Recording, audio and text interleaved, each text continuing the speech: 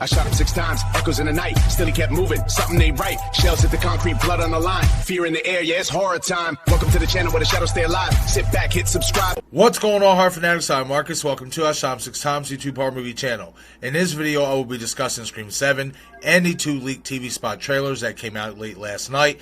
Now, I will say that for the most part, these trailers don't spoil anything. Most of what is seen is an extension of scenes we've seen in previous trailers, though there is one scene in particular that does fully spoil a character's death that has been teased throughout the promotion.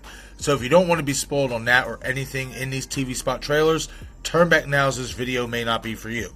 If you don't mind knowing what these trailers show and are a fan of Scream and other horror movie related content, please shoot this video a like as well as hype this video. It helps with the YouTube algorithm. And if you happen to be a new viewer of this channel, shoot that subscribe button followed by the bell icon for all content updates. Alright y'all, so let's get into it. So the first few scenes that I'm going to be talking about here in this video will be scenes from the first TV spot trailer that was leaked last night. Then I will be letting you guys know when I'm transitioning to scenes from the second leaked TV spot trailer. So the first TV spot trailer that was leaked last night starts off with a image of Tatum Evans laying in her bedroom. Now obviously this is a reverse shot from what we've seen in the first trailer, because in the first trailer the camera was basically focused from the window into the inside of the room. So we were basically seeing the back of Tatum.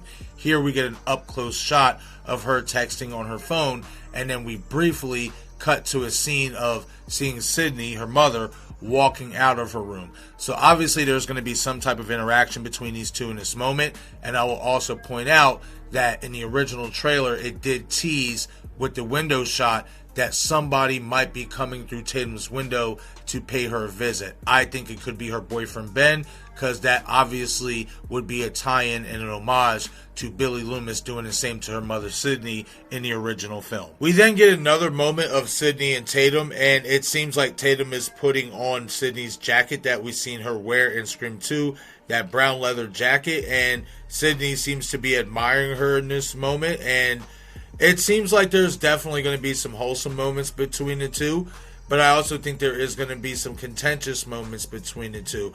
And I think this next part that I'm going to talk about further validates that. The part that I'm talking about is the next shot in the trailer where we see Tatum walk up to her friends, Chloe and Hannah, portrayed by Celeste O'Connor and McKenna Grace, where Hannah asks Tatum, "Your mom letting you out to your cage tonight?" Which implies there is some event going on, most likely has something to do with the Fairy Princess play, possibly the auditions, because later on you will see that event seems to take place at night. But this line of dialogue from Hannah confirms what I've been saying for a while now in regards to Sydney and Tatum's relationship being somewhat contentious at times due to Sydney's possible overbearing and protective nature, which would resemble Laurie Strode in the Halloween franchise. Now this next shot is very brief, and I have to credit subscriber Talk Scream for pointing this out to me on Instagram, because I thought it was a glitch in the trailer when I first saw this moment. But there is a moment where Sydney's house turns from daytime to nighttime rather quickly, to where you see this hooded figure dressed in all black standing outside of her home, almost seemingly walking up to her home, if you can catch the shot before it cuts. Provided me with a close-up of this shot, and if you can make it out, it looks like this person is wearing a backpack while holding something in their hand. Could this be one of the killers casing out Sydney's house before finding a way in undetected? Given the fact that we know a killer is hiding in her attic, I think this idea isn't out of the realm of possibility when looking at this shot. Now in this shot here, we do see Sydney packing up her bag, trying to escape the situation, as we have seen in many of the other trailers in the lead up to the film. However, in this moment, it's not about what we see, it's about what we hear. And in this moment, we get a voiceover of Ghostface saying to Sydney, "You tried to protect her," in reference to Tatum. Now obviously, when we hear this line of dialogue, it's really easy to assume that Ghostface is speaking to Sydney about trying to protect Tatum from him, which is obviously the easy guess. However, I do wonder if there is more to that line of dialogue than what they want us to believe in this moment. What if Sydney wasn't just protecting Tatum from someone coming after them in a Ghostface mask, but what if she was protecting Tatum from something else? Let's just say a secret maybe? At this stage in the game, all bets are off. I will also mention how you could interpret that line of dialogue as Tatum being more of a target than many of us thought, instead of just being the bait to toy with Sydney's mental capacity. The next scene shows Ghostface jumping down from Sydney's attic, as we have seen before, with the added scene that you see to the right hand side of Tatum and Sydney making a run for it to the panic room. Now, I will say I think Sydney's husband Mark might be tussling with Ghostface in this moment, because he is there at the house when this all transpires as well. So I think in this moment, Ghostface and Mark are tussling. Ghostface ends up getting the upper hand in this situation. I say this because it does look like Sydney and Tatum are looking on at something before making a run for it. Now, this is where things get extremely interesting for me. Now, in hindsight, this just looks like a new shot of Madison's character at the Stu Macher house, on the floor, screaming, possibly watching on as Scott's character gets murked. Nothing too crazy to look into here, right? Well, I beg to differ. Now, I could absolutely be wrong in this moment. Or it's very possible that Michelle Randolph had to shoot the scene over several times, which would explain why I feel she looks slightly different here in this scene. But I don't believe this is Michelle Randolph as Madison in this scene. Now, this will sound but I think it's apparent when you look at the face of the character on the left-hand shot and bottom shot of the same scene. The eyebrows of the character in comparison to the shot of her on the right-hand side that we see of her in the first trailer. Her eyebrows look more thicker and fuller on the ends, going towards her nose. In my opinion, I think it's evident when you look to the shot on the right-hand side of her in the first trailer. Her eyebrows are thinner compared to the shots that we see on the left-hand side and on the bottom that are a part of this new TV spot trailer. Now, again, could Michelle have shot this scene multiple times over the course of days / weeks, or separate from the shot that we see her on the right-hand side to where her eyebrows got a little bit more fuller after shooting that scene? Or could it just be camera angles, lighting, etc. as a part of this TV spot trailer, the way it was shot? Absolutely. However, there's another moment in the second TV spot trailer, similar to this one, that not only has me believing this is not Michelle Randolph in this scene, but that we could be seeing the events that take place in Scream 7 be featured and shown in a stab movie before Scream 7's film ends. In this extended new shot of Lucas's teased death, or possible fake out if you ask me, anyway, we see Lucas crawling away in the bar scene as Ghostface slowly stalks from behind before grabbing a hold of him and dragging him away, something that we've seen in the first trailer but more definitively in the Brazil TV spot trailer. This is a really good shot in my opinion. I love how we see Ghostface slowly stalking his prey. I think the lighting gives this sequence a dark and suspenseful tone, while also giving off that Michael Myers slow methodical build to the sequence. Hopefully we get more moments similar to this one throughout the movie. Now, before I transition over to shot seen in the second leaked TV spot trailer, I have to detour and slightly rant about a thorn that has been a little pain in my ass in regards to the trailers for both Scream 6 and 7's films. Why is it when we get to the end credit roll of these trailers with the logo popping up, when the voice advertiser comes on, they always just say Scream? Not Scream 6 or V1, not Scream 7, just Scream. It was understandable for Scream 2022 because they just went with the title and logo Scream and not Scream 5. Even though we, the audience, knew it was Scream 5, they just basically went with the original title with no numbers or any names attached to the side of it because they wanted it to be a requel and basically mirror the original film. So it was understandable for Scream 2022 in their advertisement to just say Scream. But these last two films clearly show which installment of the franchise that we are in now with the logo. So how difficult is it just to say the movie for what it actually is? It's Scream 7, not Scream. I'm sorry, it's annoying, and they need to get this shit together. Okay, now that I've aired that grievance, we can continue. The second leaked TV spot trailer started off with the attack on Michelle Randolph's character Madison at Stu's house that we already seen in previous trailers, further transitioning to this new shot of Tatum Evans that you see on the right hand side of the overlay. Or so we think. Much like I had mentioned earlier with Madison's character not looking like Michelle Randolph in that moment, this does not look like Isabel May as Tatum Evans here in this shot. Even Yuno, who I had mentioned earlier in the video, sent me a side-by-side shot of Isabel and this other girl because he was thinking the same thing. So, I really honed in on these images of Isabel May as Tatum Evans that we have gotten from set photos and more specifically from trailers. And much like I mentioned with Madison's character earlier, you can see the girl on the right hand side, her eyebrows are more pristine and thinner than Isabel May's are. Even the shot in the middle where Isabel has the cut on her head, her eyebrows aren't as pristine as the girl on the right's is. Then there is the bottom lip. The girl on the right has a huskier bottom lip than Isabel does. But if that doesn't convince you that this is not Isabel May as Tatum Evans on the right hand side from the leaked second trailer, then the necklaces worn will. If you look at the girl on the right hand side's necklaces, the top one seems to be a red gemstone type of pennant, and the bottom one is a silver circled pennant that has open spaces in it. Tatum's necklaces are all silver, with the bottom necklace pennant having no spaces in it to see through like the girl on the right's bottom necklace has. Now when you expand the shot of fake Tatum, you can see the background setting looks similar to the shot of real Tatum on the right hand side when she is being stalked by Ghostface in an unknown building. Most likely it will be Sydney's coffee shop, but we don't know for certain yet. But you can tell the shot on the left of fake Tatum is slightly different than the shot of real Tatum on the right, as the staircase seems to be different in both shots, and the overall background in the left hand shot, though identical to the right hand shot, seems different in structure and the way objects are placed, which would line up with the idea that the shot on the left of fake Tatum is a scene from a new Stab movie centered around the events in Pine Grove and Tatum Evans' character.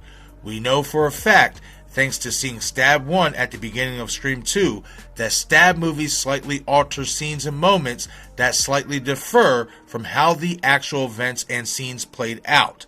I look at this scene on the left as one of those type of scenes. Then there's the shot seen later in the trailer where we see Tatum running through the streets of Pine Grove, seemingly screaming for help on the left hand side image, but on the right hand side image, you see her with a rifle in hand and what looks to be the outside of the building that we see her kick Ghostface through a window in previous trailers.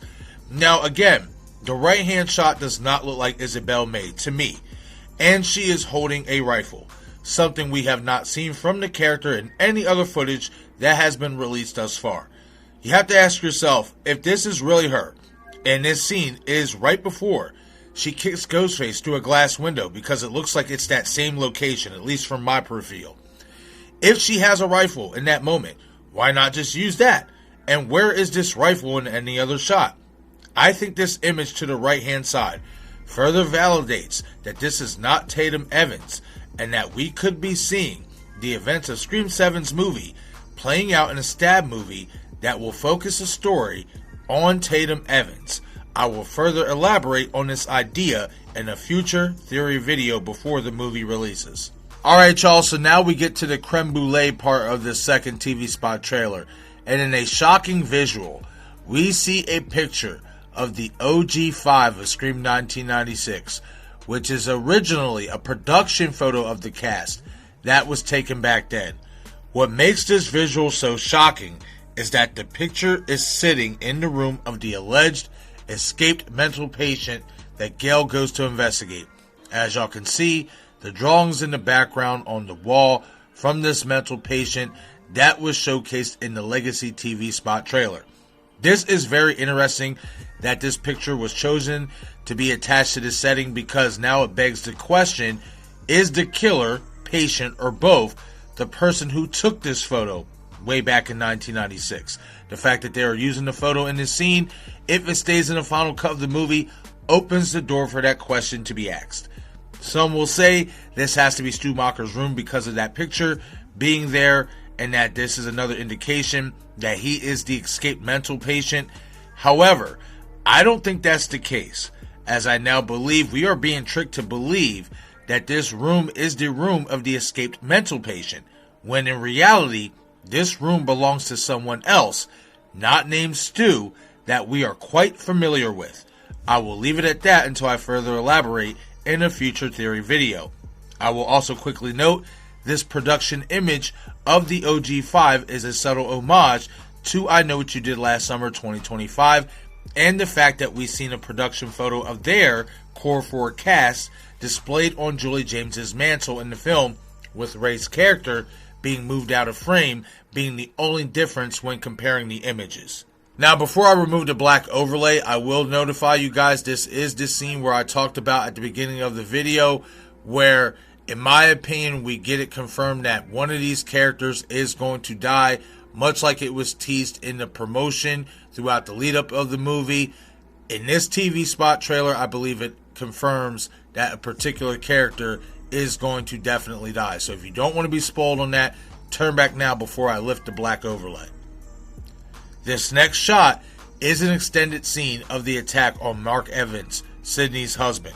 And I think this new TV spot trailer has confirmed that Mark will die in this movie. Especially if you look at when Ghostface attacks him here in this particular TV spot as opposed to others, you see it looks like Ghostface stabs him through the neck, which would also explain why the blood spatter looks the way that it does and has looked the way that it does in the promotion when teasing that he could die in Scream 7. And this is followed by this amazing shot of Ghostface through the bloody plastic tarp, delivering the final blow to Mark's character. So, even though this was heavily speculated, this definitely does give confirmation that Mark is going to die in this movie. And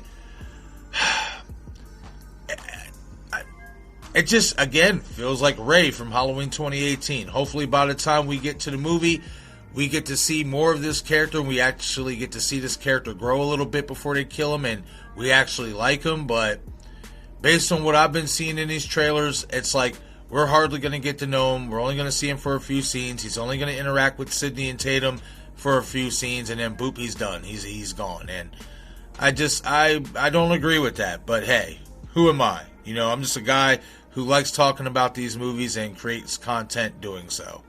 In this next shot to the right, we get an updated look at the drawings on the wall from the mental patient, and as y'all can see, the drawings on the right are slightly different than the shot on the left, which is the first image of these drawings that we've seen. The ones on the right look a lot more polished and clean looking, showing more of the talent of the artist behind them compared to the messy sketch look of the same drawings seen the first time around. Another way the shot of the drawings on the right is different is each character's face seems to be angled left instead of right, like it's seen on the left side image of the drawings. The next image we get of Ghostface, and I ain't gonna lie, I feel like we've seen this image before, but it was more brief in previous trailers. Like, it was very brief and it would transition and cut to another scene, so you didn't really get a great still shot of this particular moment. But here, we get this still shot of Ghostface, and they are seemingly hovering over someone, most likely a victim, and in the background you can see some lights placed across the walls, which we know the setting of the scene is going to be the bar, because if you go back to the image of Lucas crawling away, you see the same lights behind Ghostface as he stalks him. Now this next shot here might be my favorite still shot that we have gotten of the movie so far, outside of the shot of Stu Macher's house burning down, because as you can see, Ghostface is in this room and he is posing with both hands on the knife, slowly raising it above his head. I love the lighting in this scene. It blends in perfectly with the ominous setting and pose really well. I hope that they keep this scene in the final cut of the movie. I bring this up because in Scream 5, in the promotion, in the trailers, we got to see a silhouette of Ghostface on a wall outside of the bar scene before Kyle Gallner's character Vince gets killed off, to where they didn't add that in the movie itself. They cut that completely from the movie, and a lot of us felt that that was a mistake because that was a really cool shot. So fingers crossed they keep this shot here in Scream 7 in the actual film and don't cut it out. Now I will say it does look like this scene will take place in the theater. Maybe it is the behind the scenes area of the theater. We know this is the theater because the wall behind Ghostface is the same wall that is seen when Ghostface is walking down a set of stairs that is present in the theater, where you see the same wall present when they are walking down them stairs. Like, the wall is literally attached to the stairs as well as it is attached to this background of Ghostface here. I do wonder if this is going to be the reveal scene or one of them because of the location. And if you look on the side of the wall, there seems to be another room behind it. Could this be the lair of Ghostface that has been wanted by fans for a while now? I think it is possible.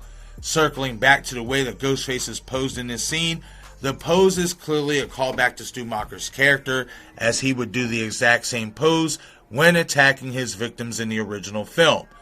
But this pose can also be seen as a reference to a cult, as that pose is heavily rooted in that type of setting and environment, with some even calling the pose an offering of sorts to a higher power.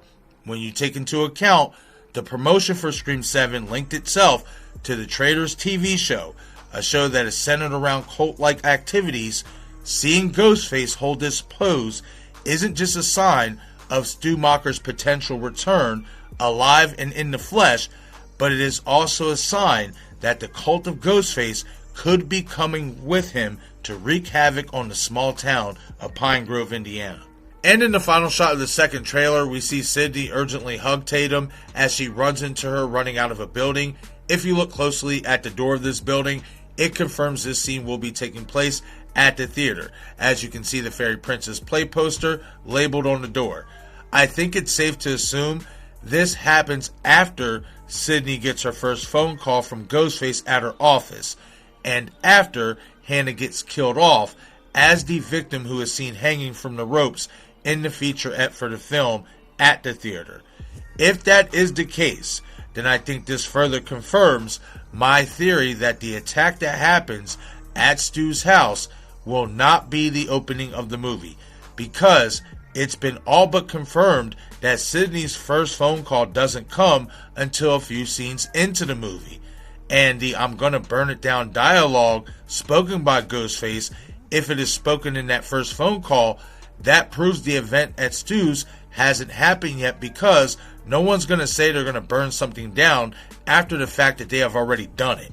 Now, before I end the video, I did want to share the updated cast list for Scream 7, confirming all of the characters' names, or at least all of the main characters that we're going to be following's names. I know there are some actors/characters who didn't make the list, but I think for the most part, the majority, or if all the people that we are going to be focusing on in this movie is here present in this cast list.